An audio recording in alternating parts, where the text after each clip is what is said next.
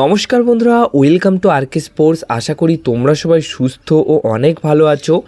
আজকের এই ভিডিওতে যে বিষয়টা নিয়ে তুলে ধরবো, মোটামুটি লিগের শেষ পর্যায়ে এসে আমরা এই বিষয়গুলো নিয়ে আলোচনা করছি। এখন মোটামুটি এর আগেও একটা এই রিলেটেড ভিডিও দিয়েছি, এখন একদম শেষের মুহূর্তে এসে এই ভিডিওটা দিচ্ছি, কারণ এখন এই সমস্ত বিষয় তোমাদেরকে জানানোর দরকার রয়েছে যে এই মুহূর্তে কী পরিস্থিতি রয়েছে গোল্ডেন গ্লাভস এবং গোল্ডেন বুটের রেসে, কোন কোন প্লেয়ার এগিয়ে রয়েছে কি পিছিয়ে রয়েছে।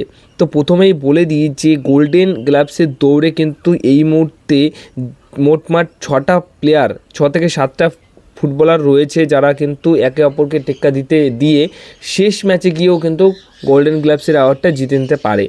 বর্তমান সময়ে দাঁড়িয়ে 7 নম্বরে রয়েছে নোরা ফার্নান্ডেজ, 3টে ক্লিনশিট রেখে। 6 নম্বরে রয়েছে গুরপ্রীত সিং সান্ধু, 4টে ক্লিনশিট নিয়ে 11টা গোল কনসিড করেছেন তিনি। পরশুগান সিং গিল 9টা গোল কনসিড করেছেন এবং তিনি রয়েছেন 4 নম্বরে। তিনি রয়েছে 4টে ক্লিনশিট রেখেছে, রয়েছে 5 নম্বরে। এছাড়া আলবেনিও গোমস জামশেদপুর এফসি দলের হয়ে 4টে ক্লিনশিট রেখেছে, তিনি 9টা গোলও খেয়েছে, সেই ক্ষেত্রে তিনি রয়েছেন 4 নম্বর পজিশনে। বিশাল কায়েত, মোহনবাগান দলের বিশাল কায়েত, যিনি এর আগে পূর্বে গোল্ডেন গ্লাভসের অ্যাওয়ার্ড জিতেছেন, সেই গোল্ডেন গ্লাভস অ্যাওয়ার্ড জেতা বিশাল কায়েত তিনি এই সিজনে সবথেকে কম এখন অবধি গোল খেয়েছে, 6টা গোল খেয়েছে, কিন্তু তার ক্লিনশিট খুবই কম রয়েছে, 4টে ক্লিনশিট রয়েছে, তাই 3 নম্বর পজিশনে আছে। পূর্বা লেচেম্পা, তিনি 9টা গোল খেয়েছেন, 5টা ক্লিনশিট রেখে 2 নম্বর পজিশনে আছে।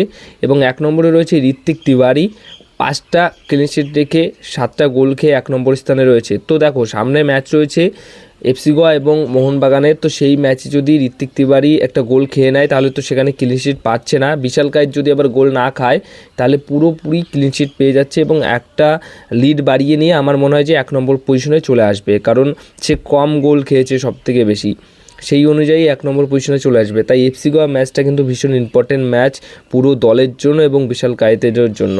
এইদিকে আবার কিন্তু জ্যামি ম্যাকলেন আবার পিছিয়ে পড়েছে, 2 গোলের ব্যবধানে পিছিয়ে পড়েছে, কারণ এই মুহূর্তে 4জন ফুটবলার রয়েছে যারাই কিন্তু গোল্ডেন বল জিততে পারে, আর সেই 4 নম্বর ফুটবলারটি হচ্ছেন ডিজেন ড্রেজিক্স, যিনি এফসি গোয়া দলের হয়ে 6টা গোল করেছেন, 4 নম্বর পজিশনে রয়েছেন। এছাড়া রয়েছেন কিন্তু এনসুঙ্গি ইলফোনেং, যিনি পাঞ্জাব এফসি দলের হয়ে 7টা গোল করেছেন, 3 নম্বরে রয়েছেন। জ্যামি ম্যাকলেন, তিনি রয়েছেন 2 নম্বর পজিশনে, 8টা গোল করেছেন। এবং 1 নম্বর পজিশনে রয়েছেন ইউসেফ এজেদারি, যিনি ইস্টবেঙ্গল এফসি দলের হয়ে 10টা গোল করে 1 নম্বর পজিশনে রয়েছে। তো এখানে জ্যামি ম্যাকলেন কিন্তু ইউসেফের তুলনায় পিছিয়ে রয়েছে, 2টো গোলের ব্যবধানে পিছিয়ে রয়েছে। তো সেই 2টো গোল যদি এফসি গোয়া দলের এগেনস্টে করে দিতে পারে তাহলে কিন্তু জ্যামি ম্যাকলেন জিতে নিতে পারে বা এগিয়ে যেতে পারে গোল্ডেন বুটের রেসে। কিন্তু মজার একটা বিষয় রয়েছে যে ইউসুফ এজদারি, যিনি ইস্টবেঙ্গল এফসি দলের হয়ে 10টা গোল করছেন, সেই 10টা গোলের মধ্যে কিন্তু 5টা গোল পেনাল্টি থেকে করেছে, আর জেমি ম্যাকলেন কিন্তু একটাও গোল পেনাল্টি থেকে করেনি, 8টা গোল করেছে অ্যাজ এ স্ট্রাইকার হিসেবে।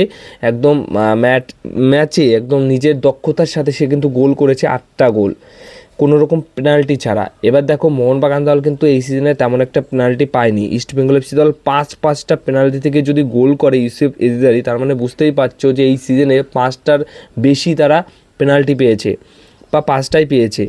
তো সেই অনুযায়ী মোহনবাগান দল তেমনভাবে পেনাল্টি আর্ন করতে পারেনি, যার ফলে কিন্তু হয়তো জেমি ম্যাকলেনও এগিয়ে থাকতে পারতো আজকে।